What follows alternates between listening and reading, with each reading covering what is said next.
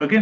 चला तर मग साक्षीची डिमांड होती की आज एक्सरसाइज 5.1 मधला क्वेश्चन 3 जो आहे यातला फिफ्थ सब क्वेश्चन, क्वेश्चन 3 मधला फिफ्थ सब क्वेश्चन करायचं. ओके. याच्यामध्ये पहा, आपल्याला काय दिलेलं आहे, दोन कर्व दिलेले आहेत. फर्स्ट कर्व दिलेला आहे आपल्याला y is equal to x square plus 3 हा कर्व दिलेला आहे, आणि दुसरा जो कर्व दिलेला आहे तो आहे y is equal to x plus 3. दोन्ही कर्व दिसायला सेम आहेत असं नाहीये. इथे पहा स्क्वेअर आहे, म्हणजे हा कर्व जो पहिला आहे तो क्वाड्रॅटिक कर्व आहे, आणि दुसरा जो आहे तो लिनियर कर्व आहे. लिनियर कर्व काय करतो, एक लाईन रिप्रेझेंट करतो, आणि क्वाड्रॅटिक कर्व या टाईपचा जर असेल तर तो एक पॅराबोला रिप्रेझेंट करतो. ओके. आता सर्वात पहिलं तर आपण याची डायग्राम काढायचं पाहूयात, डायग्राम पाहूयात कशी येते या कर्वची. ठीक आहे. सिंपल. आता ह्याची लाईन आहे. ओके. या लाईन साठी आपण एक टेबल बनवूया, एक्स वाय आणि एक्स वाय पेअर. याने की तुम्हाला सोपं जाईल. ही मेथड तुम्ही 10th मध्ये पण शिकला होता.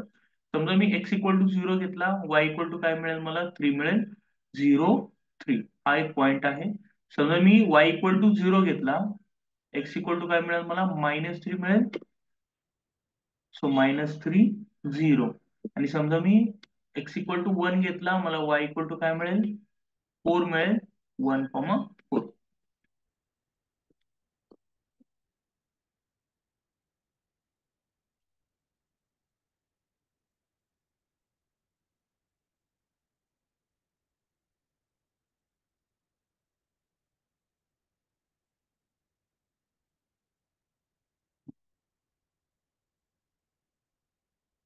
Y axis, x axis. ठीक आहे. 0 3.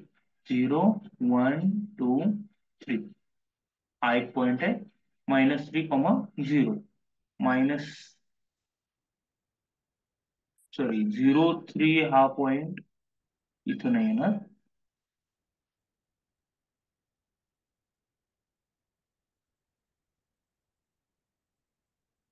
0 x equal to 0 y equal to 3 1 y equal to 3 0 3 आणि -3 0 -1 -2 -3 0 आणि 1,4.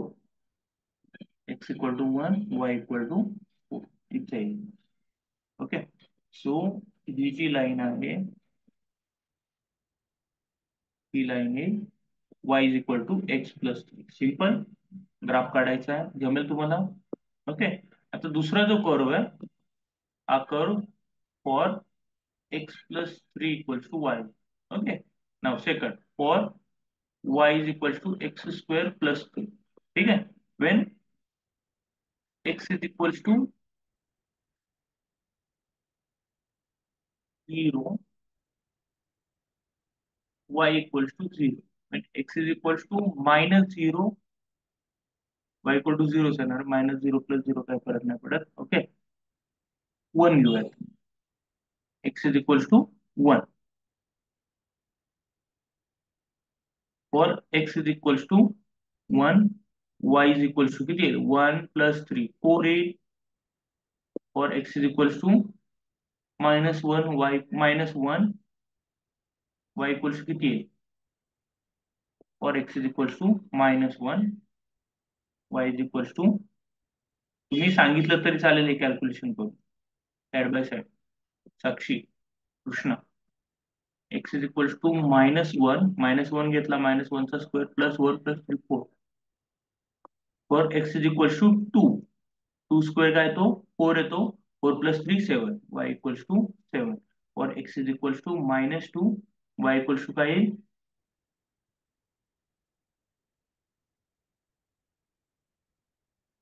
और x is equals to -2, y is equal to -2 चा स्क्वेअर पण काय येतो, 4 येतो. So 4 plus 3 7, y equals to 7 येईल. आणखी एक इथं मिस्टेक आणखी एक झाली आहे. y equal to x equal to 0 ला y इक्वल टू 0 नाही येणार आहे. x इक्वल टू 0 घेतला, x इक्वल टू 0 घेतला, y इक्वल टू काय येणार आहे, 3 येणार आहे. Okay. So x equals to 0, x equals to 0 again, y equal to 1, x equal to 0, y equal to 2, x equal to 0, y equal to 3. हा एक point येणार आहे कर्व वरती. ओके. दुसरा पॉइंट काय येणार आहे, x इक्वल टू -1 घेतला, y इक्वल टू 4 येणार आहे. इथे y इक्वल टू 4 आहे, x इक्वल टू -1 आहे, हा एक पॉइंट आहे. x equal to 1, y equal to 4. Next point कोणता? x is equal to 2, x is equal to 2, y is equal to 7. इथे कुठेतरी एक पॉईंट येईल.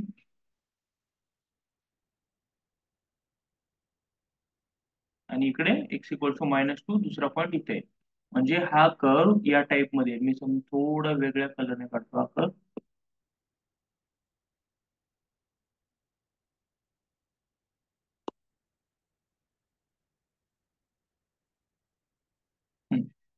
असा हा कर्व येणार आहे. ठीक आहे, थोडं इथं. ओके, समजलंय? तर यामध्ये कॉमन रिजन कोणता इंटिग्रेशन साठी आपल्याला? तर हा कॉमन रिजन, हा जो रेड कलर वाला रिजन आहे ना, हा जो रिजन आहे हा कॉमन रिजन आहे, ज्याचा आपल्याला एरिया फाइंड करायचा आहे. या दोन्ही कर्वचा इंटरसेक्शन रिजन हा कॉमन रिजन आहे. ओके, आता दोन्ही कर्व आपल्याला कसे दिलेले आहेत? y इज इक्वल टू दिलेले आहेत ना, त्यात हा या पॉईंटचे कोऑर्डिनेट्स माहिती आहेत आपल्याला. हा पॉईंट कोणता आहे?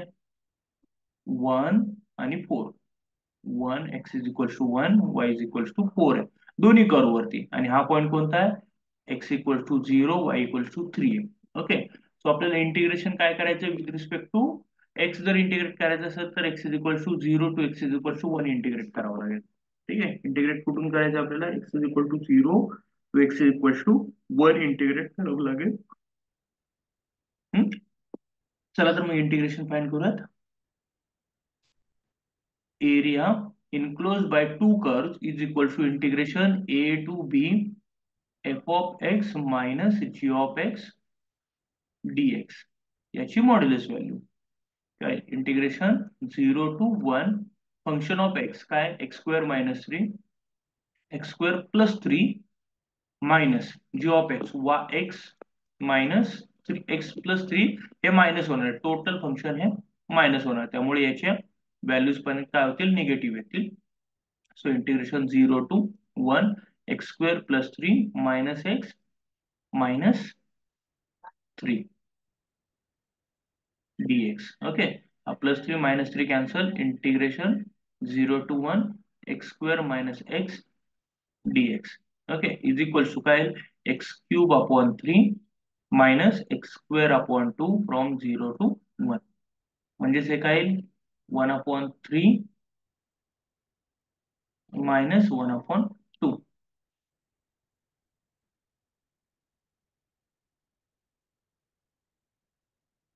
याची मॉड्युलस व्हॅल्यू, याची मॉड्युलस व्हॅल्यू आहे सगळीकडे.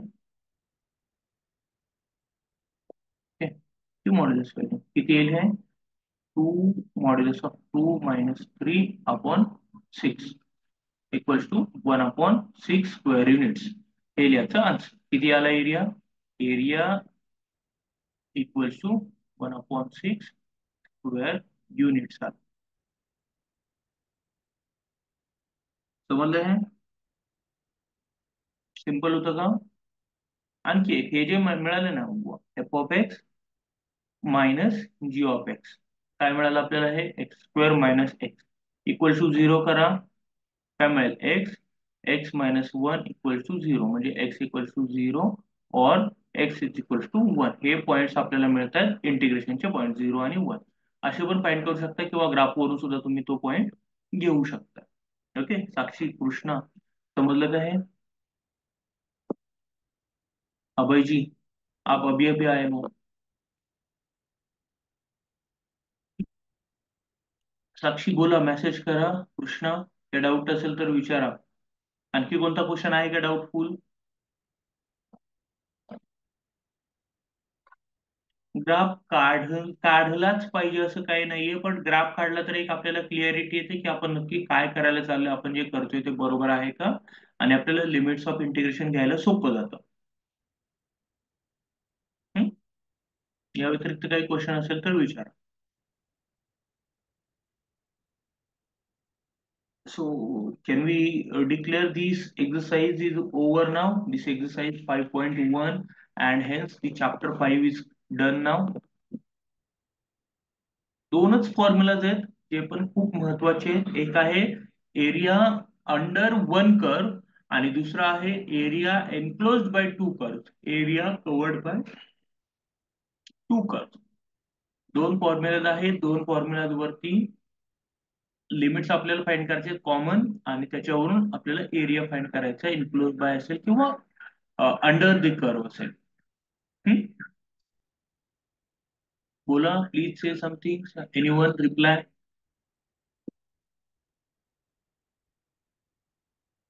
क्वेश्चन 3, क्वेश्चन 2 यातले सगळे क्वेश्चन आपले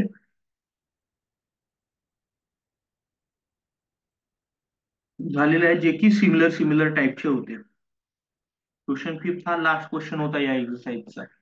ओके,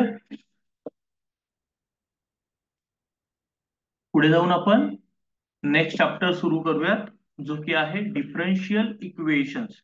ओके, मी हा पेपर सुरू करताना स्टार्टिंगलाच तुम्हाला सांगितलेलं डिफरन्शिएशन आणि इंटिग्रेशन या ज्या दोन कन्सेप्ट आहेत त्या खूप महत्वाच्या आहेत, आणि पुढे जाऊन आपल्याला प्रत्येक चॅप्टर मध्ये जवळपास या युजफुल होणार आहेत. ओके, चला तर मग आपण नेक्स्ट चॅप्टर सुरू करूयात, differential equations, chapter 6, differential equations.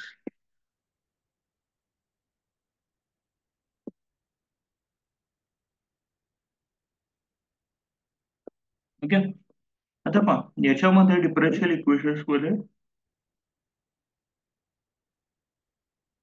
पहिला जो पॉइंट येतो तो आहे डेफिनेशन. काय आहे differential equation, what are the differential equations. Okay, an equation which contains derivative an equation which contains derivative of one or more dependent variables is called as differential equation. An equation which contains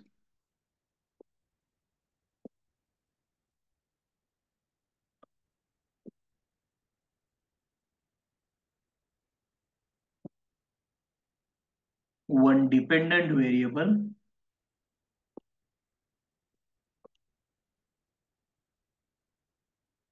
one variable independent variable,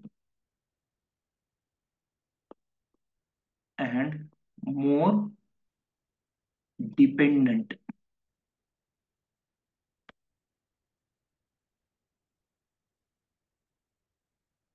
more dependent variables and their derivatives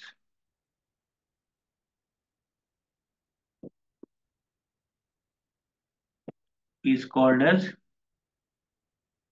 differential equation. In short, we are going to call it as DE, differential equation. Example,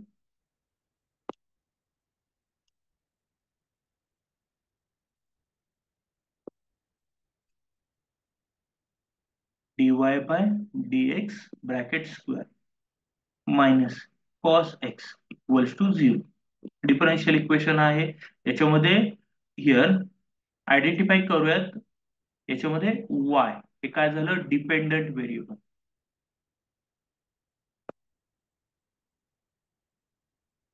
y हे काय झालं, dependent variable. x काय झालं, independent independent variable. Okay, आणखी derivative operator आलाय का त्याच्यामध्ये, and there derivative dy by dx derivative. Okay, तर इथं पॉवर जी आहे डेरिव्हेटिव्हची ती 2 आलेली आहे. ओके, ही गोष्ट नोट करून घ्या, लक्षात घ्या. परत एकदा आपल्याला ह्या गोष्टीकडे यायचंय की याची पॉवर ऑफ डेरिव्हेटिव्ह किती आहे, 2 आहे. Okay, next example 2, D square Y by dx square plus x dy by dx plus Y equals to 2 sine X. Okay, याच्यामध्ये सांगता येईल तुम्हाला एक्स काय आहे, एक्स काय आहे याच्यामध्ये, again x is independent, Y dependent.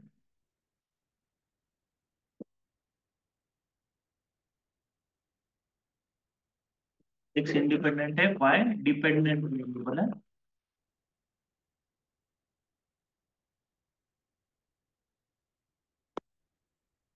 Okay. इथे तर पहा dy बाय dx आलेला आहे, dy बाय dx आलेला आहे डेरिव्हेटिव्ह, आणि d2y बाय dx स्क्वेअर हे काय आलेलं आहे, सेकंड डेरिव्हेटिव्ह आलेलं आहे. हे काय आलेलं आहे, सेकंड डेरिव्हेटिव्ह आलेलं आहे. समजलं आहे, डेरिव्हेटिव्ह आणि सेकंड डेरिव्हेटिव्ह हे दोन्ही याच्यामध्ये आलेले आहेत. ओके. हे पण एक नोट करून घ्या, इथे सेकंड ऑर्डर डेरिव्हेटिव्ह म्हणायला, सेकंड ऑर्डर डेरिव्हेटिव्ह आलेला आहे. ओके. आणि इथे डीवाय बाय डीएक्स जो आलेला आहे त्याची इंडेक्स किती आहे, 1 आहे. इथे सेकंड ऑर्डर डेरिव्हेटिव्ह आलेली आहे, याची पण इंडेक्स किती आहे, 1 आहे. त्याची पॉवर आहे का काही, नाहीये. इथे पॉवर किती आहे, 2 आहे. हे नोट करून घ्या, मी सांगितलं तुम्हाला नोट करून घ्या, लक्षात घ्या हे, कारण पुढच्या कन्सेप्ट मध्ये आपल्याला हे लागणार आहे. कोणती पुढची कन्सेप्ट आहे, सेकंड कन्सेप्ट जी आहे, order and degree of differential equation. Okay. For example मगाचं एक एक्झाम्पल घेऊया, dy by dx square minus cos x, dy by dx square minus cos x dx. हे जे डेरिव्हेटिव्ह आपण डिफरन्शियल इक्वेशन आपण घेतलंय. ओके. याच्यामध्ये पहा डेरिव्हेटिव्ह ऑकर झालेलं आहे, त्यामुळे हे डिफरन्शियल इक्वेशन आहे. राईट. डेरिव्हेटिव्ह याच्यामध्ये ऑकर झालंय, त्यामुळे आपण याला काय म्हणणार आहे, डिफरन्शियल इक्वेशन म्हणणार आहे. ओके. आता याच्यामध्ये डिफरन्शियल ऑपरेटर किंवा डेरिव्हेटिव्ह टर्म जी आहे किंवा डेरिव्हेटिव्ह ऑपरेटर जो आहे, काही म्हणा याला तुम्ही, डेरिव्हेटिव्ह जे आहे त्याची ऑर्डर किती आहे, म्हणजे जे इंडिपेंडंट व्हेरिएबल जे आहे, okay, with respect to that independent variable आपण डिपेंडंट व्हेरिएबलला डिफरन्शिएट केलेलं आहे. राईट.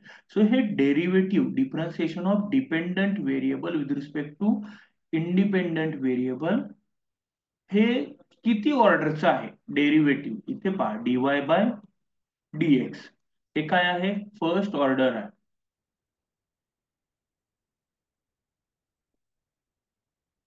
ओके.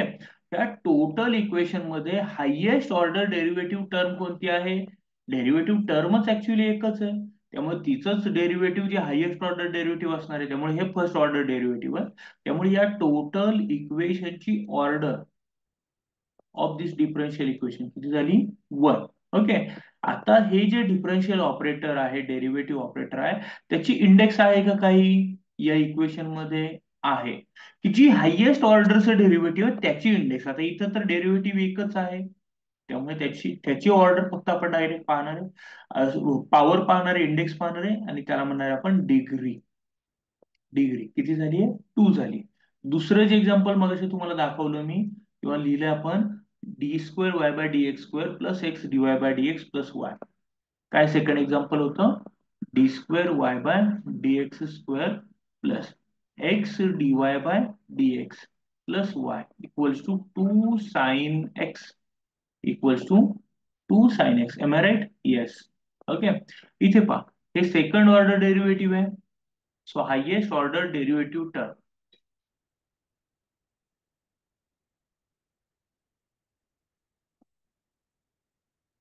कोणते highest order derivative, second order. Highest order derivative कोणता आहे साक्षी, सेकंड ऑर्डर. मगाशी तू बरोबर बोलली की ऑर्डर डिग्री किती येणार आहे, 2 येणार. तसंच त्याच्यामध्ये ऑर्डर आणि डिग्री सांगता येईल का तुला, हायएस्ट ऑर्डर डेरिव्हेटिव्ह कोणता आहे, एकच, दोन डेरिव्हेटिव्ह टर्म्स आहेत, एक आहे इथे फर्स्ट टर्म मध्ये आणि एक आहे इथे सेकंड टर्म मध्ये. ओके. सो हे अनफॉर्च्युनेटली स्क्रीन शेअरिंग स्टॉप झालं, स्क्रीन शेअरिंग स्टॉप झालं, माहित नाही का.